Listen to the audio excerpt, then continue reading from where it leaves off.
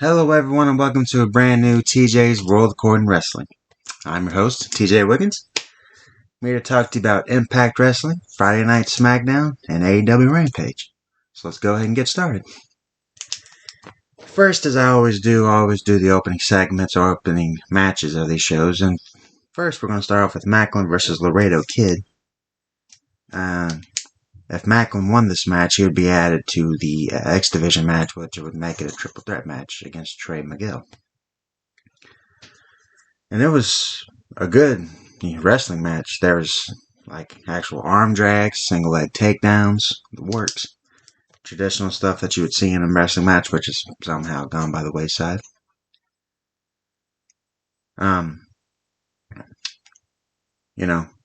Macklin wins the match. He actually doesn't cheat, he just hits his big finishing move. And so he's actually added to the X Division triple threat match at Turning Point. Next, we had the Inspiration versus the Undead Bridesmaids, and the Bridesmaids scared the Iconics as they should, but they actually, tricked them into going into a double team to where they both of them chased one of them around, and then led into a trap where Peyton Royce, or Casey Lee these days, actually hit both of them with double heel kicks. So that was fantastic.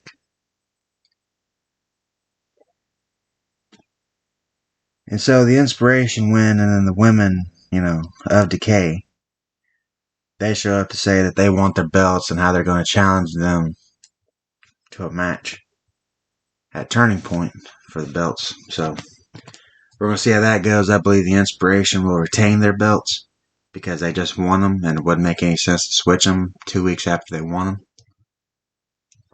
So next we go to Eddie Edwards and Moose. They get into a fight with the chair and a table. They try to use the chair, but it wouldn't connect on anything. But eventually, Moose was able to put Edwards through a table. This program is going to continue on, and I think it's going to conclude at Turning Point, because this is for the world title. Next we had Hikulu. Anyways, it's the son of Haiku taking on Doc Gallows.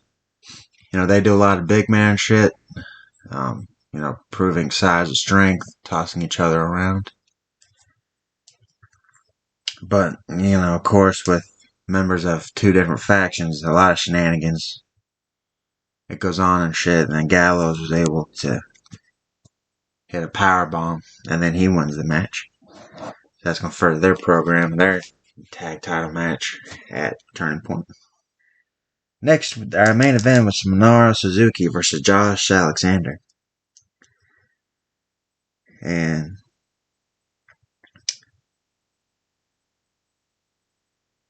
they have a lot of guys inside the ring. The lumberjack match, once they got into the ring, it was alright. They just did a lot of shit. Punching, kicking, they even did some damn suplexes and shit. They even did a body slam on the apron. Referee's not counting at all. They traded a lot of moves. There was a lot of false finishes in this match, but that's what you've come to expect with this style match, especially coming from Japan, where they just trade a lot of moves with each other. But Alexander, hits the spike pile driver on Suzuki, and he wins the match. And that's going to put Alexander in for a title shot in the future. Next we go over Smackdown, and I gotta say that this is by far the most boring episode of Smackdown I've seen in at least about 2 or 3 years. Because Reigns comes out the ring with the Usos. They're already in the ring with the King's Crown. They said they're gonna. Woods comes out there and says he doesn't care about materialistic things, such as that. It's the respect of the King of the Ring that he's after. So Reigns breaks the crown, breaks the scepter, breaks the chair, And they said they're going to have a confrontation about that later. But, ooh. And they literally had a fatal four-way match to see who would take Sami Zayn's place at Survivor Series.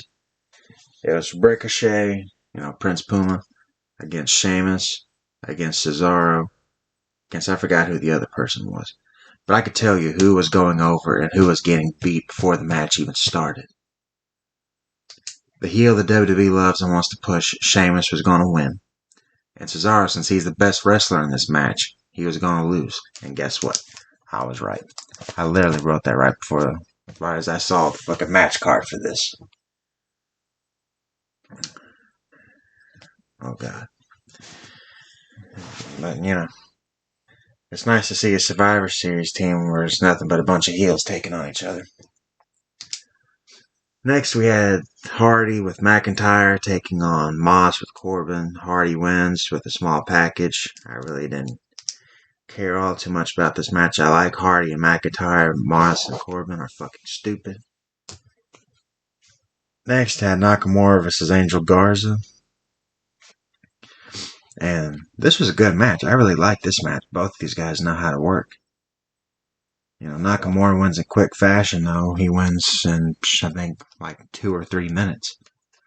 And Humberto Carrillo, he gets a cheap shot on Nakamura. Before he bolts, they get out of there. Which, I don't see why he's turning Humberto Carrillo heel. And the thing is that you could tell the WWE's racist because they're just putting in 2 Mexican people together. And one who's clearly built to be a babyface, they're turning him heel for no reason. Next we had Shotzi Blackheart versus Sasha Banks. I don't care. I really don't. I'll be honest with y'all. Of course, Sasha was going to win. DeVille says you have to shake hands afterwards. Oh my God. How can we get along? That bullshit that they always do. So they shake hands, and then Banks gets her in the backstabber and lays her out. Next, Woods and Reigns, they get into the confrontation. Reigns starts laughing and says, "What about my boys, the Usos?" Well, that gets taken care of. Langston coming out there, he takes care of the Usos. And Langston Woods beats up Reigns. But right before they can actually, hit the midnight hour. Yeah, that's what it was called. Reigns gets out of there before the damage can truly be done.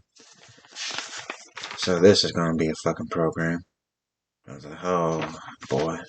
I was like, why? But, whatever. Next we go on to Rampage, which is Darby Allin with Sting taking on Billy Gunn, with the Gun Club. Billy tries to intimidate Darby Allin with his size. Allin's not going for it because, it's not about the size of the dog in the fight, it's the size of the fight in the dog. And that proves to be true with Sting coming out there helping out. He distracts the rest of the Gun Club, and then Darby Allin hits a couple of flying elbow drops, on Billy Gunn to win this match. Next, we had a quarterfinal match for the TBS title belt. It was Jade Cargill versus Red Velvet. And, the match starts with some intensity. It really does. They start going to blows fucking immediately. Cargill slams Velvet onto the apron. And, she's not stretchered out. She's not hospitalized. That should have been a hospitalization angle. That could have been done after this tournament, because I don't think either one of these two are winning the tournament. I think Thunder Rosa is going to win this tournament hands down. But anyways, the match continues on. They go outside for a while. Start doing some punches and forearms and shit. And then Cargill hits her finishing move, which is that basically the fucking face press slam. And she wins, and she advances into the tournament. She's going into the semifinals. And next, for our main event, we have Cole and Fish. The they going up against the Jurassic Express. And so the match starts off with Cole and Fish being the better workers and more the experienced ones out of the two. They start beating up on Jungle Boy until he's able to get his hot tag to the big man Luchasaurus, which dispatches Cole and Fish in short order. He starts really kicking some ass. The Young Bucks run interference, trying to give Cole and Fish the win. But Christian Cage comes out there with the chair, which makes it alright because the chair adds like a +1 member to whatever team you're on, because it's easy to take out 2 people when you got a chair. I'm just introducing wrestling logic. But, Jungle Boy and Luchasaurus, they start, gaining momentum again, and Cole bails to leave Fish all by himself. And Jungle Boy hits the snare trap on Bobby Fish, and Bobby Fish taps out. I just hope they're not going to split Cole and Fish. They have to be on the same team. They absolutely have to. And now that they're going to add Kyle O'Reilly very shortly when his contract expires, they should just do what's right, man. Have the 3 of them be a team, be a faction. But, we'll see where it goes. Thank you all for listening, everybody. Don't forget to like, share, and subscribe. Leave a comment down below. Turn on the notifications bell. And I'll see you all next time. Bye-bye.